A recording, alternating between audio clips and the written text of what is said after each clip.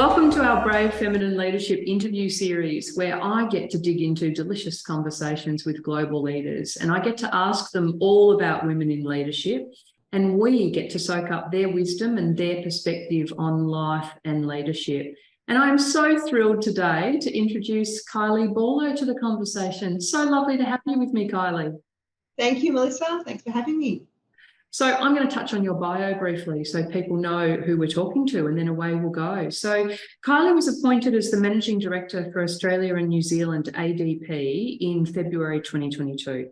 ADP has 60,000 employees globally, is 70 years old, and has been named by Fortune magazine as one of the world's most admired companies for 16 years in a row. They focus on HR, payroll, talent, time, tax, and outsourcing, and really focus on HR as a strategic business asset. And they are always designing for people. So Kylie joined ADP in 1991 and has made a significant contribution, including her previous roles as Vice President Client Services for the Asia Pacific region and living in Barcelona with her family for 5 years. Kylie strongly values diversity, representing ADP's international women on their leadership board. Kylie and I met through a CEO non-executive director networking group that we've both been part of, and I know has been really valuable for us throughout our careers. So Kylie, fabulous, as I said, to have you here. For anyone in our audience who has not had the pleasure of coming across you before, would you share with us who you are as a human being, and let's get into your story. I can't wait to hear it.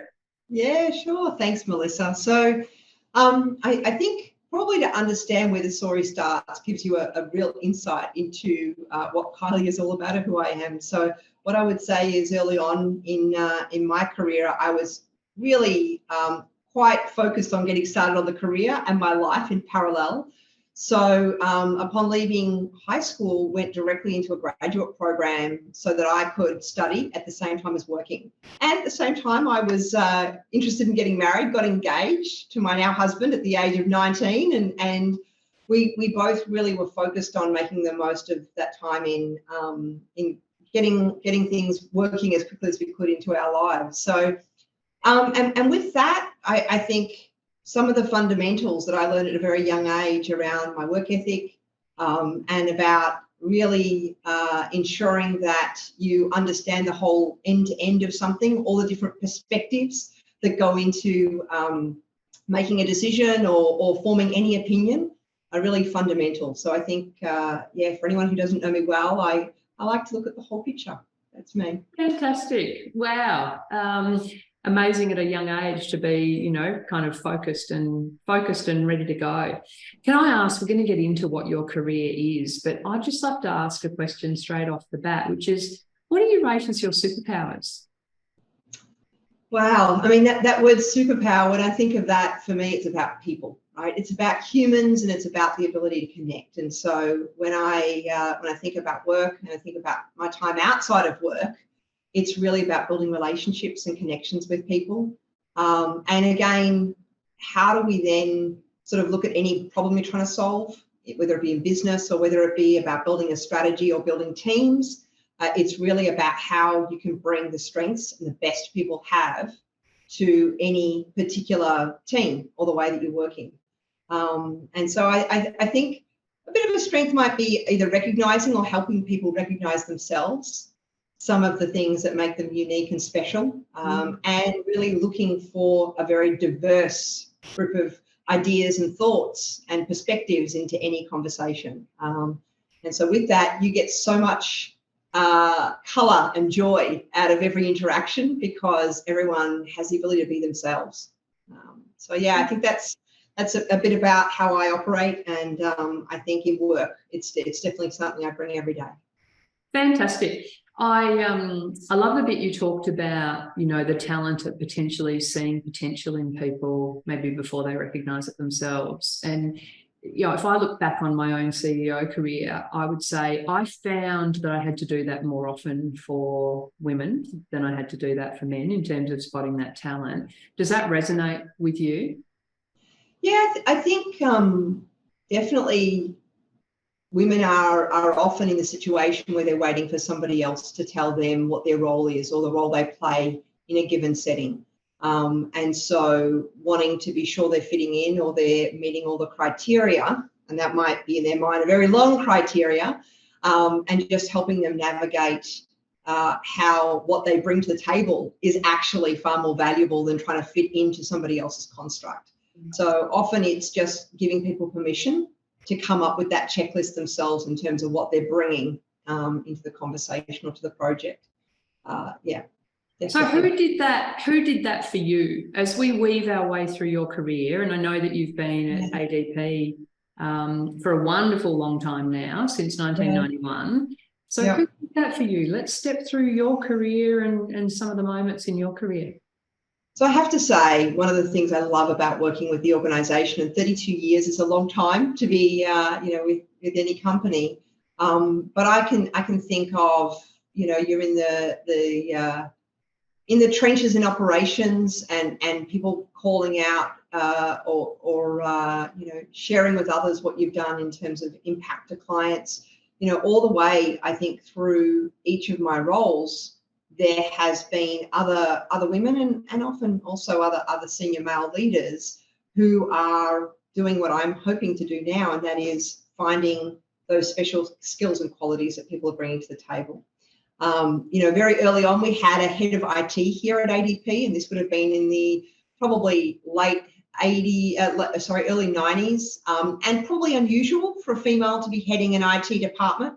And she just rolled up her sleeves and got on with, what she needed to do. And I think Debbie was very unique in terms of just how she saw the world, which was almost didn't have a gender. People just really just got on with their roles and their jobs. She'd get up into the ceiling and do cabling if required, if it was necessary, through to, working with a client, And I think one of the things that it always impressed me about her was it was more about the job or the task than it was about things being gender specific. And through to, all the way through ADP, I would say we have a real saying here, which is about lifting as you climb. And I feel on a daily basis, there are other women in my network at ADP, and they may not just be in Australia, they're sprinkled all over the globe, where they're catching you performing. And when you've done something great, they're calling that out and sharing that with others and using that to role model. And I think that's a big part of the career. I like that. I don't want to let that slip by, that catching you performing. Yeah. I think when you are uncertain yourself, and as you go back before, I think sometimes women are a little uncertain of their own superpowers and how what they bring to the table can bring value. And in trying to articulate that, when you have someone that's catching you performing and saying, wow, I love that, or have you noticed how that connects with this and it amplifies what you're doing, and the ability for that to be recognized then helps you understand if you're heading in the right trajectory and you're bringing the value that you want to bring to the business. So let me ask you about your tenure, and I throw it on the table only because, I had a very long career in my organisation as well, and I recently mentored an executive from Google who was worried that her long tenure was not an asset, which we ended up sort of transforming her viewpoint on all of that. But tell me about your tenure. Tell me about, how you think about that. So firstly, I would say I'm super proud of having grown up in the business. I've seen multiple iterations of the organisation, but I think also I bring a level of real understanding about what makes our culture tick.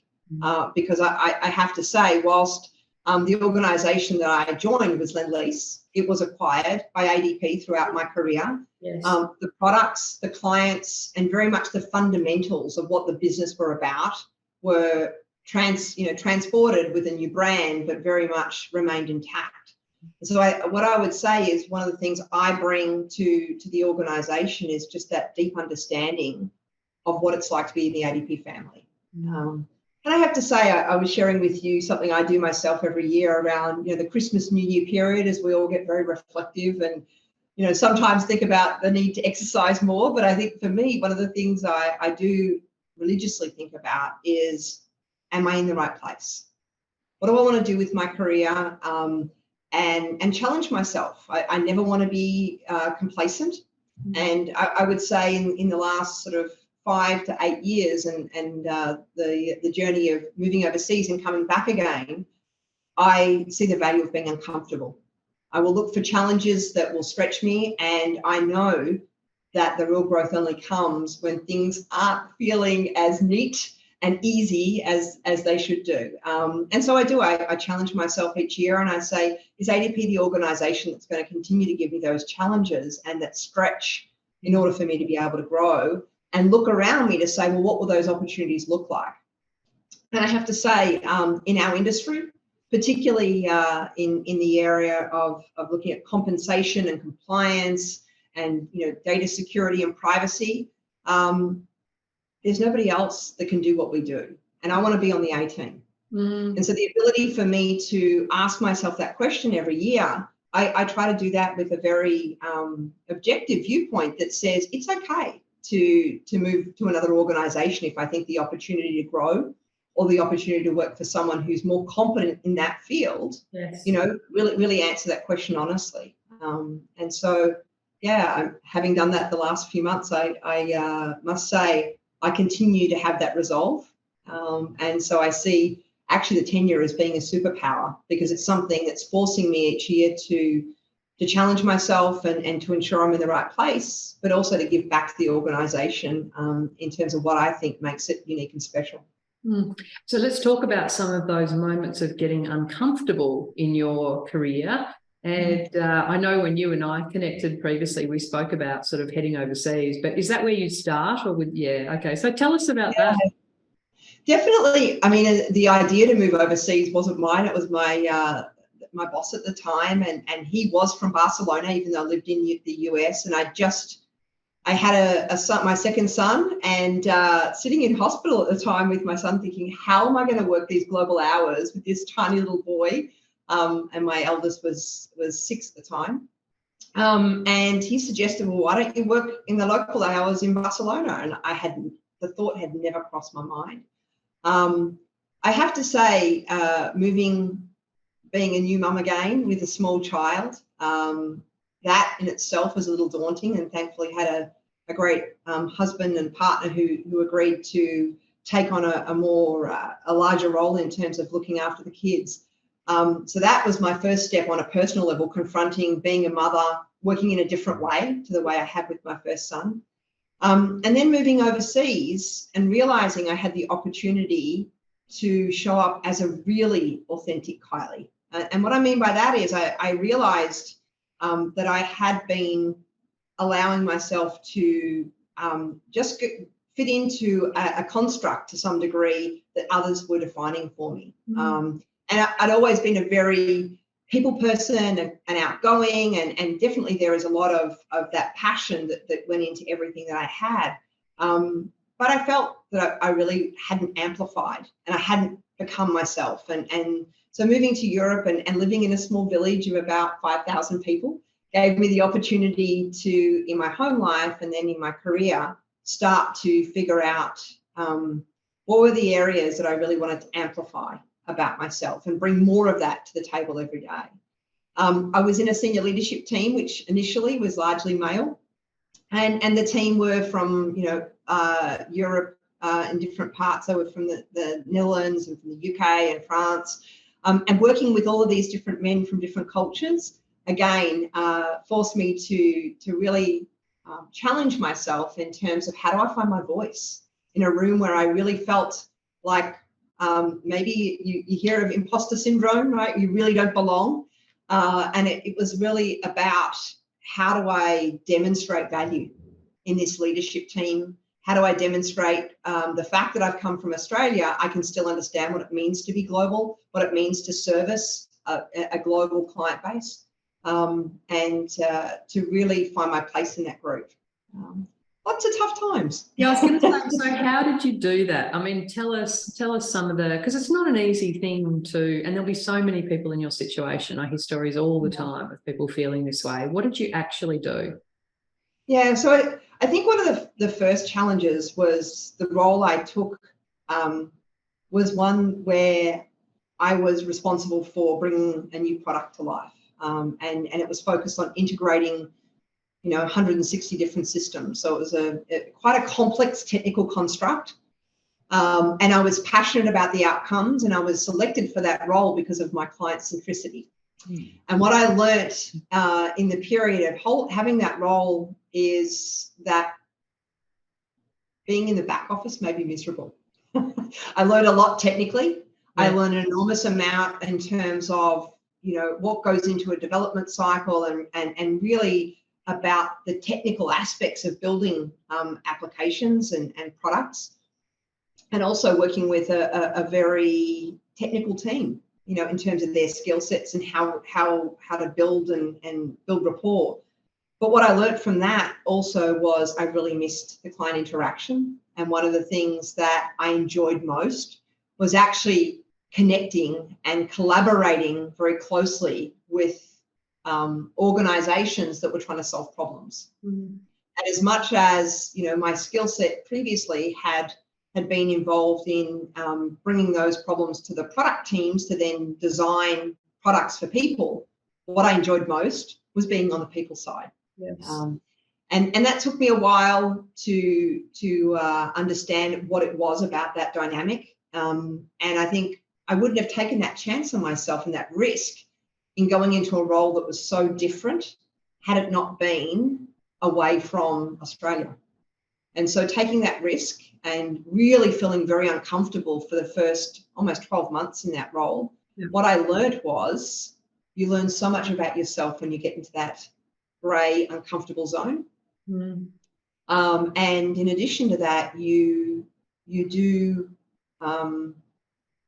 find ways to lean on those things that I'm going to use your word, the superpowers, right? Yes. The relationship building, and your ability to be able to connect with people and try and understand what makes them tick. So through that that role and everything that role brought and the challenges and what I learned from that, it then enabled me to better understand I could bring so much more value connected to our marketplace and the people that our clients and our teams that we're using all the software that we had.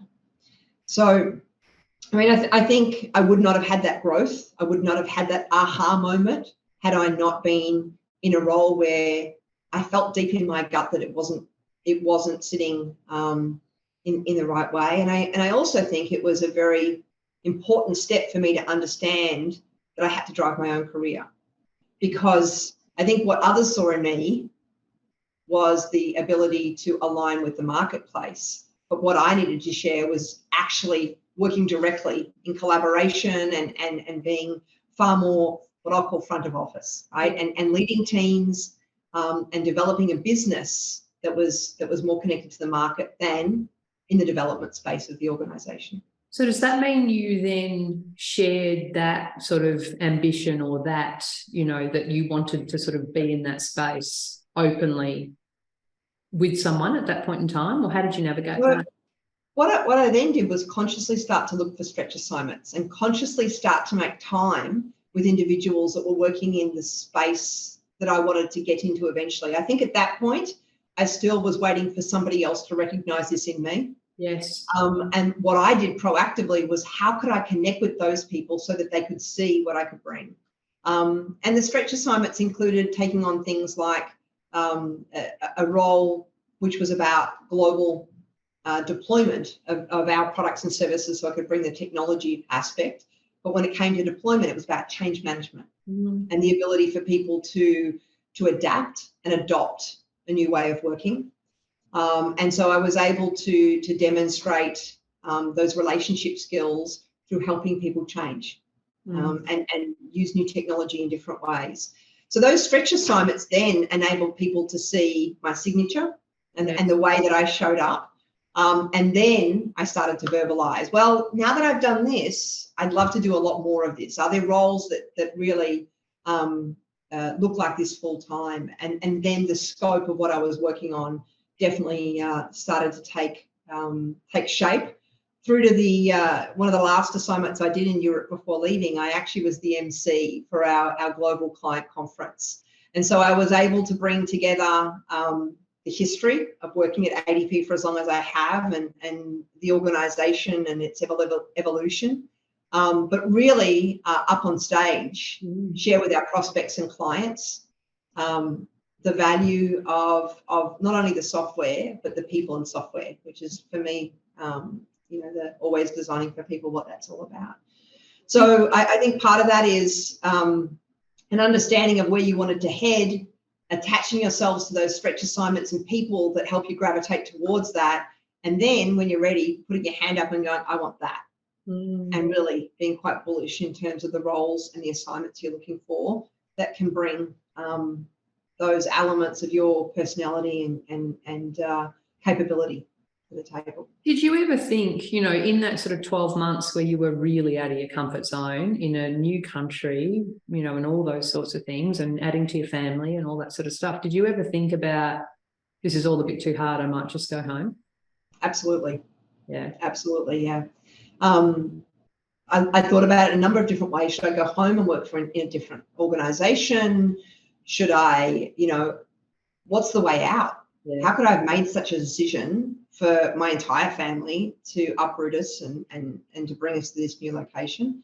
There was definitely a moment of, I'll say, lots of beach running and talking to myself.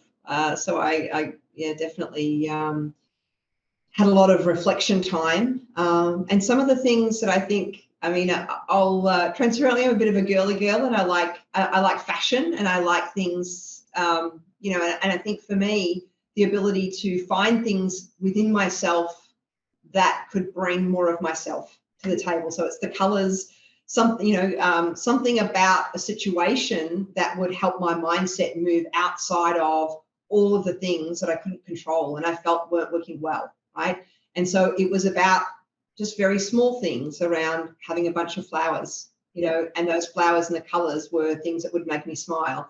It was about purposefully getting dressed in the morning and finding ways to bring more of myself to the day.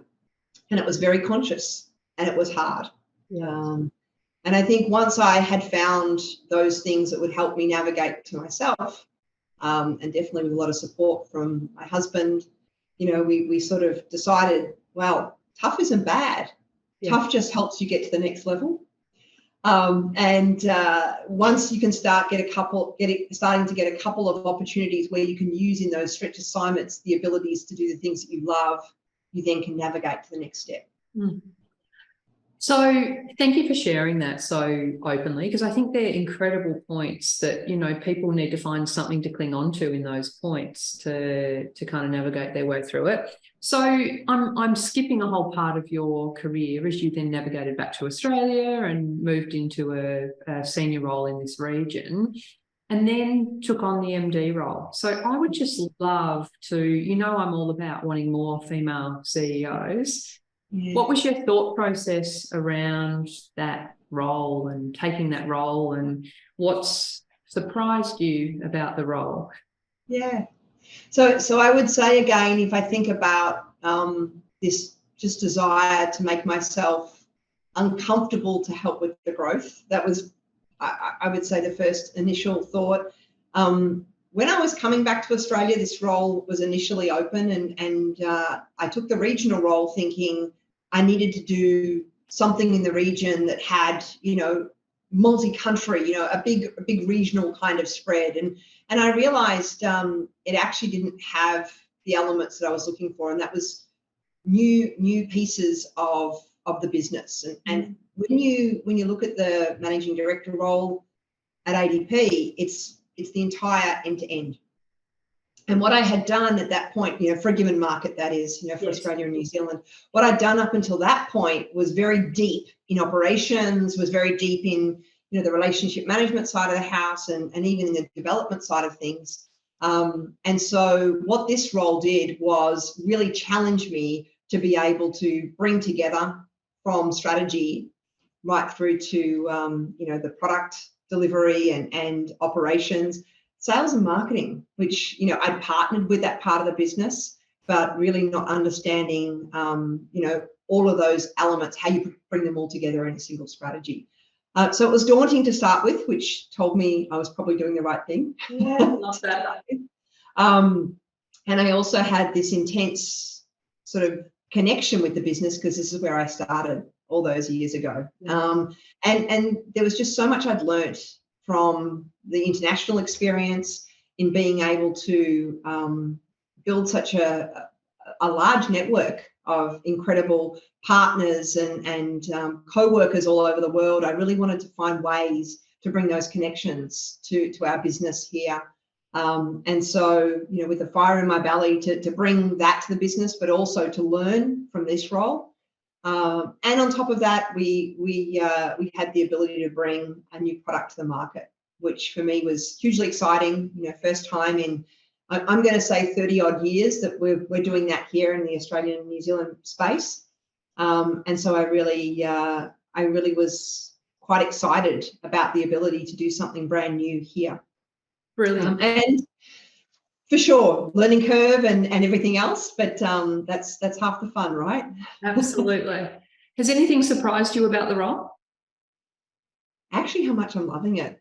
I'll be 12 months this month in the role, and I think the first few months, of course, like anything, when you're on that learning curve, you're thinking, when is this going to get easier? When am I going to wake up and actually know what I'm doing? Or when can I predict that the day is going to be the same?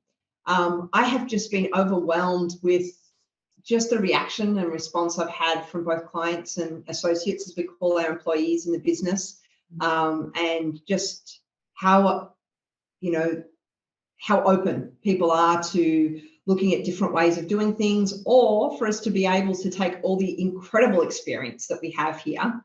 Yeah. And then amplify that. So I think, I thought this was going to be a little more tedious, and I have to say that I'm definitely on a daily basis. There's things about this business I'm learning and uncovering, and like everywhere, things are moving very quickly, right? We're all in this fast-paced world right now, and so there's never a dull moment. But every day there's something to be grateful for, and I'm having a ball.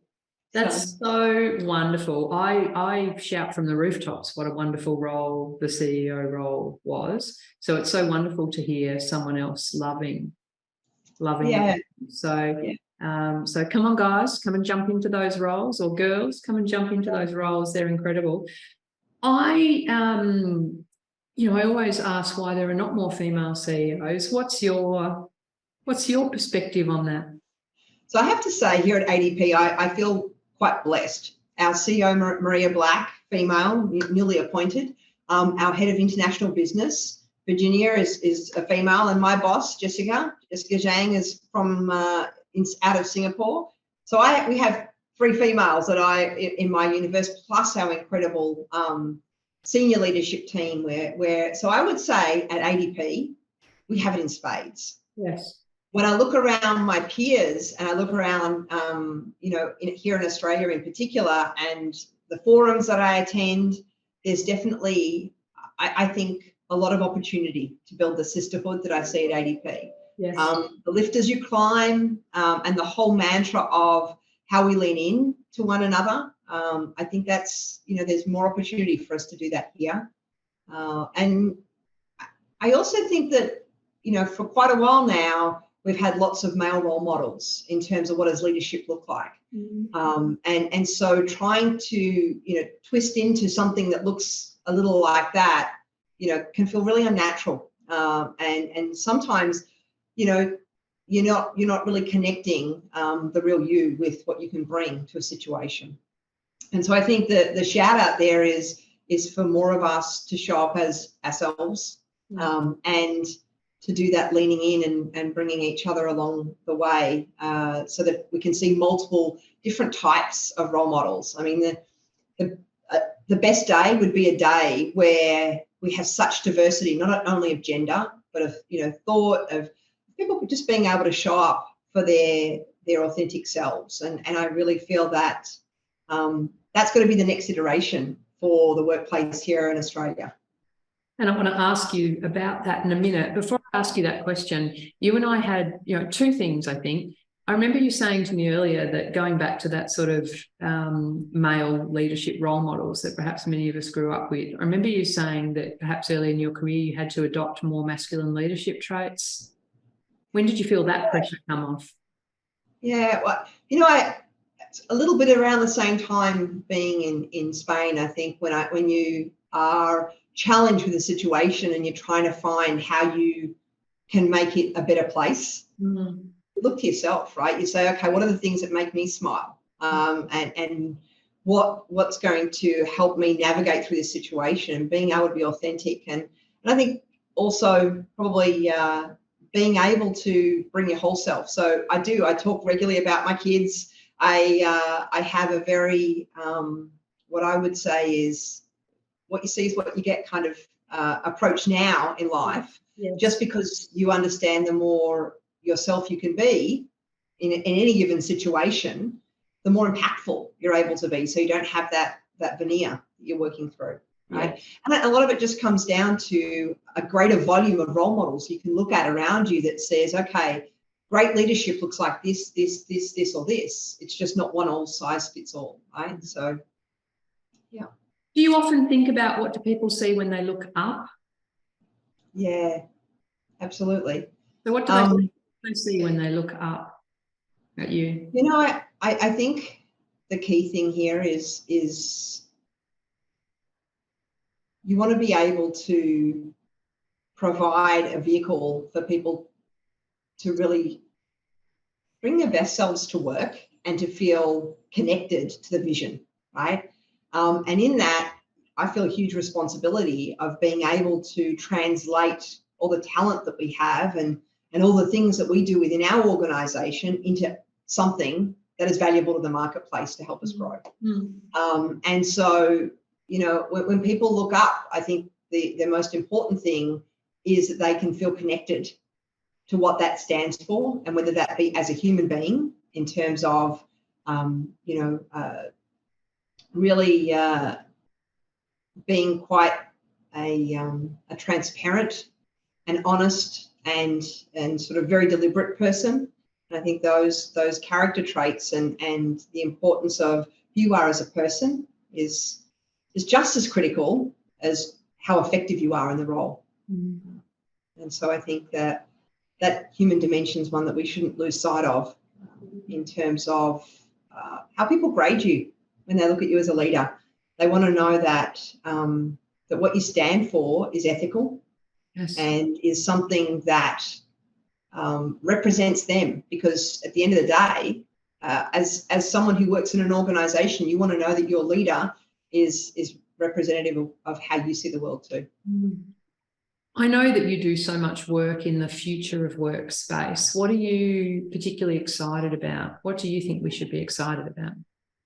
So I think, we have kind of two lenses at ADP when we think about it internally. We have a break the ceiling survey that we've been now doing. We're now on our third iteration, where we look at what would be, what are the most important things that women are looking for to help them progress in their career.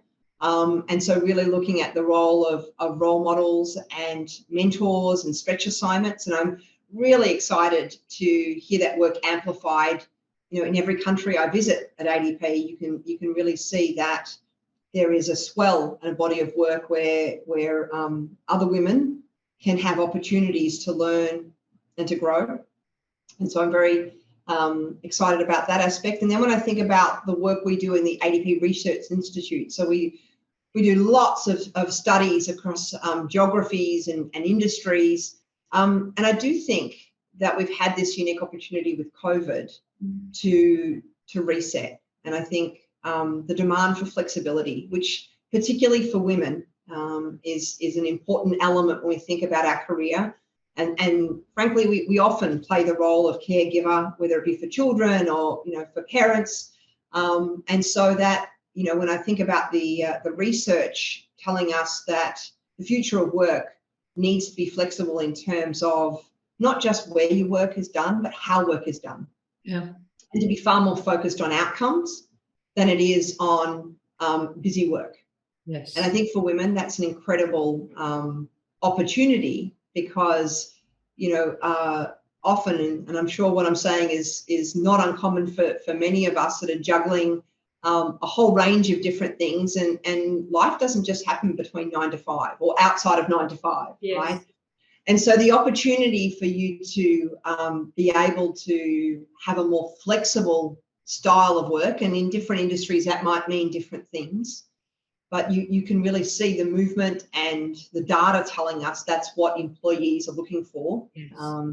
And so I really feel that future of work in the way that we integrate work into our lives will be a fabulous game changer for women. You gave me an incredible statistic that I think is worth sharing with the audience, just how much employee data you guys have. Yeah, well, we pay just in the Australian New Zealand space, we pay 750,000 workers every month, right? And we're in 109 countries across the globe, and really the data that we are able to glean from all of those employees and employers that we're touching across the globe. So the ADP Research Institute really is able to look at a given topic, whether it be flexibility in the workplace, the amount of overtime people are working, how people are thinking about trust in the workplace, all of those aspects really. And so we've got a 2023 survey that will be coming out shortly, and bringing more hot off the press sort of observations, because you can imagine the world's going at a very fast pace right now. Absolutely. Yeah. That sounds incredible. Now, Kylie, I'm going to ask you the final question I ask everybody. I feel like we're going to need part 2 and part 3 in our conversation, because there's so many threads that I want to keep picking up on. I'm trying to be disciplined. And so the final question is, from your perspective, what does brave feminine leadership mean, and do you think it needs to change? I just see the opportunity here in Australia. I think here particularly, the humility and the connection to people that women are able to bring to the workplace, particularly in a senior leadership role, in this environment and economic times that are uncertain. I truly believe this is where innovation happens. And I think as women, we bring a really unique skill set to the table, where we are able to help navigate organizations and our teams and our clients through these uncertain times, through those connections. So I do think we are ready for the next phase, whatever we want to call that, post-COVID, or the next normal. And in that next phase, I'm really looking forward to seeing amazing female leaders out there helping drive innovation in these uncertain yet opportunistic times. Kylie, congratulations on your new product launch as well. We can't wait to hear lots more about all of that and your continued success in the role. But thank you so much for adding your voice to our conversation. It's been wonderful having you here. Thank you, Melissa, and thank you so much for all the work you do too. It's a true inspiration. I really mean that. Thank you.